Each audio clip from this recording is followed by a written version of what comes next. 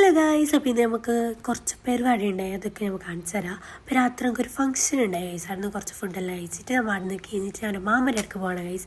മാമൻ്റെ റബ്ബിലത്തെ പരിപാടിയെല്ലാം ഉണ്ട്, അതുകൊണ്ട് നമ്മൾ പെട്ടിയും എല്ലാം എടുത്ത് വെച്ച് മാമൻ്റെ അടുക്ക് പോയി. ഫൈനലി നമ്മൾ എത്തിയതിന് ശേഷം തന്നെ ഉറങ്ങിയിട്ടുണ്ടായി ഗൈസ്. അതിന് ശേഷം അത് ഓർമ്മയുള്ള എൻ്റെ കഥ ഒന്നും.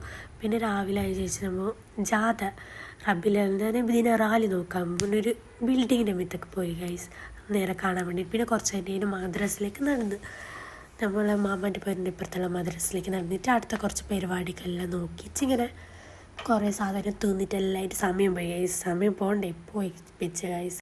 പോയിട്ട് രാത്രി ഗൈസ്. പിന്നെ ചെറു തിന്നോണ്ടുണ്ട് ഗൈസ്. തിന്നിട്ട് വെടിഞ്ഞിട്ടാ.